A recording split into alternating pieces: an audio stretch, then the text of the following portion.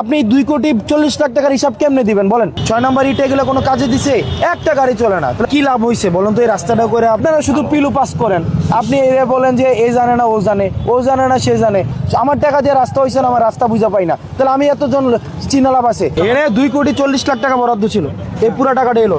রাস্তা খাতা কলমে আছে কিন্তু মানুষ হাঁটতে পারবে না। ভাই আপনারা যখন রাস্তাটা হচ্ছে আপনাদের ইয়ে হয় মানে অ্যাসেসমেন্ট হয়, আপনাদের কি লাভ হয়েছে বলুন তো? এই রাস্তাটা করে বলেন, আপনি বলেন এদিক থেকে গাড়ি চলতে পারে? মানে বলতেছি এই রাস্তাটা যে বাড়াইলেন, ওয়াইডেন করলেন আপনারা, এই রাস্তা দেখে গাড়িটা চলে, আপনি দেখছেন গাড়ি যায় কিনা এদিক দিয়ে? গাড়ি তো এগুলো তো এদিক দিয়ে গাড়ি চলে না ভাই, পুরো আমার 2 কোটি টাকা লস। এখানে কোনো গাড়ি চলে না। আপনি এই পাশে দুই পাশে আপনি ইট বসাইছেন, এবং ইট বসাইছেন দুই পাশে, যে ইটের সাথে রাস্তার কোনো ধরনের সামঞ্জস্য নাই। হয় কোনো জায়গায় ইট হচ্ছে রাস্তা থেকে উঁচা, কোনো জায়গায় ইট হচ্ছে রাস্তা থেকে নামা, তাহলে স্বাভাবিকভাবেই আপনার বিটুমিনের রাস্তা থেকে ইটের দিকে যায় না।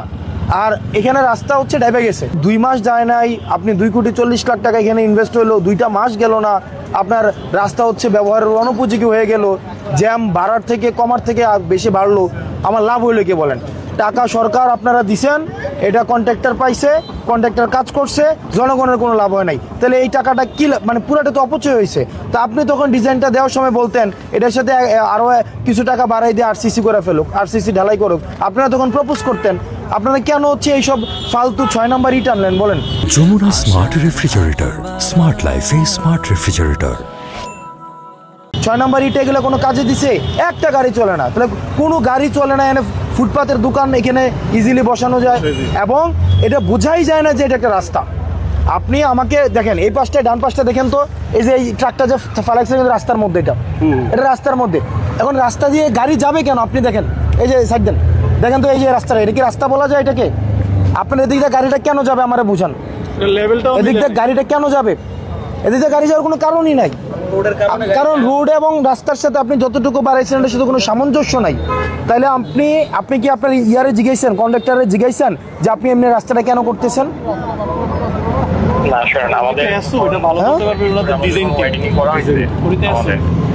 আপনারা শুধু পিলু পাস করেন। আপনি এরা বলেন যে এই জানে না ও জানে, ও জানে না সে জানে। আপনারা যেভাবে হচ্ছে জনগণদেরকে ঘুরান, আপনি বলেন এখন বলেন আরেকজনের কাছে, আরেকজন তারেকজনের কাছে, সে কন্ট্রাক্টরের কাছে, কন্ট্রাক্টর এসুর কাছে, এসু পিউর কাছে, পিউ ইঞ্জিনিয়ারের কাছে। আরে ভাই আমি সাধারণ মানুষ, আমার টাকা দিয়ে রাস্তা হয়েছে না, আমার রাস্তা বুঝা পাই না, তাহলে আমি এতজন চিনা লাভ আছে? আপনারা তো কনস্ট্যান্ট থাকার দরকার ছিল, এখানে রাস্তাটা ঠিকঠাক হইতেছে না হইতেছে এটা দেখার দরকার ছিল না?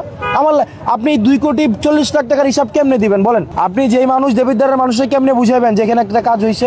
আপনি আমার বলেন, কাজ করার এনে গাড়ি চলে না, তাহলে আমি বুঝবো কেমনে এইখানে যে কাজ হয়েছে? এখানে 2,40,00,000 টাকা বরাদ্দ ছিল, এই পুরো টাকাটা এলো। কারণ এমন রাস্তা সরকার টাকা দিছে, তারাও কাম করছে, কিন্তু এই রাস্তা খাতা কলমে আছে, কিন্তু মানুষ হাঁটতে পারবে না, গাড়ি চলে না, গাড়িও চলে না, মানুষও হাঁটতে পারবে না। 40টা হসপিটাল আছে এখানে, রুগী প্রত্যেক দিন আসে, এবং হচ্ছে এই রাস্তা 2 মাস যায় না, ডেবে গেছে, পানি জমে থাকে। এবং এখানে বলা হয়েছে যে একটা রোড থেকে আরেকটা রোডের দূরত্ব থাকবে আপনার 300 mm, কিন্তু এখন দূরত্ব হচ্ছে 400 mm। অর্থাৎ যেখানে ধরেন 100টা রোড লাগতো সেখানে 70টা রোড দিয়ে চালানো হয়েছে।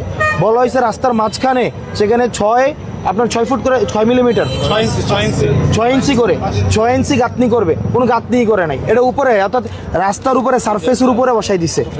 বলা ছিল সারফেসের নিচে 6 ইঞ্চি হচ্ছে গর্ত করে, সেখান থেকে হচ্ছে আপনি ডিভাইডারটা উঠাবে, যার কারণে লক নাই, এবং এটা স্লাইড করতে পারে যে কোনো টাইমে, বৃষ্টি ঝড় বাদলা হচ্ছে আপনি ধাক্কা দিয়ে স্লাইড করে ফেলে দিতে পারেন। তো এই গাঁথনিটা করে নাই। এবং হচ্ছে আরেকটা ওখানে ব্লক দেওয়ার কথা, সেখানে ব্লকও দেওয়া হয় নাই। এই সবগুলোই হচ্ছে এখানে আলটিমেটলি হচ্ছে মেন কথা, জনগণের কোনো কাজে আসে নাই, পুরো টাকাটা লস হয়েছে, পুরো টাকাটা লস হয়েছে। এবং এক্ষেত্রে শোনেন, কন্ট্রাক্টরের যেমন দায়ী, এক্ষেত্রে যারা এটার হচ্ছে সার্ভিলিয়েন্সের দায়িত্ব ছিল তাদেরকে ধরা উচিত। ইঞ্জিনিয়ার দায়িত্ব ছিল, সাবস্টেশন ইঞ্জিনিয়ার কি বলে ওনাদেরকে, এসু মানে কি সাবস্টেশন ইঞ্জিনিয়ার, ওনারা দায়ী ছিল, তো ওনাদেরকে ধরতে হবে। ওনারা তো আইসা হচ্ছে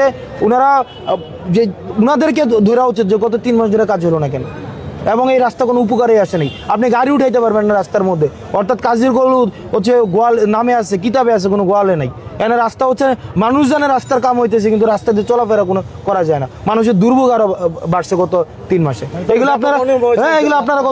আপনারা কালকে ইঞ্জিনিয়ারের সাথে বসে ঠিক করবেন।